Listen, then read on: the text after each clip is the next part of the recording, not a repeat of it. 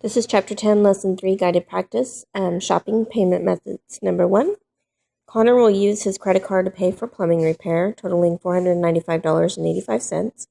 He has $500 in his checking account. Explain the advantages and the disadvantage for each payment method.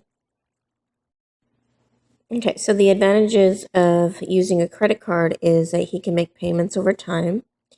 And they're basically saying that he has enough money in his checking account, but once he pays for it, of course, he's only going to have 15 cents left in his account.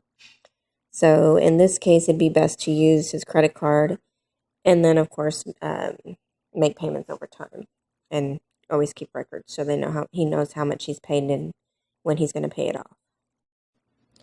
Number 2 says Marcy will use her debit card to pay for a haircut that costs $18.75. Marcy has $98.60 in her checking account. Explain the advantages and disadvantages for each payment method. The amount of the purchase is small, and Marcy has enough money to pay for it with either her debit card or her credit card. If she uses her debit card, the money will be withdrawn immediately from her checking account, of course. And if she uses her credit card, she just needs to keep track of her payments to make sure that there's always enough money. Actually, if she's going to use a debit card, she needs to make sure there's money in her checking account. If she uses her credit card, she needs to make sure she has enough money on her credit limit. Number 3, Winston has a store value card worth $50 for an electronic store. He will buy a flash drive that costs $32.98. Describe the advantages and disadvantages of using the store valued card to make the purchase. And just to be clear, a store value card is like a gift card, what we consider a gift card. All right, it says Winston can use the store value card or the gift card to pay the entire amount of the cost of the flash drive. However, there will be money left over. If Winston does not buy something else with the remaining money on the gift card, he will lose the leftover money. So if this is a store that he goes to all the time, it's no big deal. But if it's a store that he doesn't plan on ever going to again, or maybe it's in a city that he'll never be, there's no stores in the city he lives in, he may want to just decide to get something that's a little bit closer to $50 so he doesn't lose, the rest of the money. Number 4, Carmen is going to the day spa. Her visit will cost $120.50.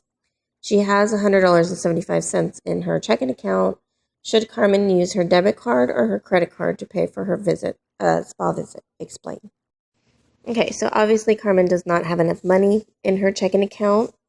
So if she used her debit card, what happens is it'll either go through, but the bank will charge her a penalty of usually $35, or the debit card will just be denied and not let it go, pay for it at all, which is obviously embarrassing. So in this case, she should use her credit card and pay for the visit over time, or of course she could just pay it all off once she gets her credit card statement. Of course, always keep records of payment. Last one, number 5. Darius will use his debit card to pay for a mailbox. The cost of the mailbox is $29.65. Darius has $451.90 in his checking account. For this, obviously, it's better for him just to use his debit card, which means he's going to come straight out of his checking account. No need to use the credit card. If you want to read it and go ahead and write down what it says here word for word, that's fine, as long as you don't forget anything. All right. Thank you. Bye. Okay, go ahead and flip it to the other side and do the independent practice on your own.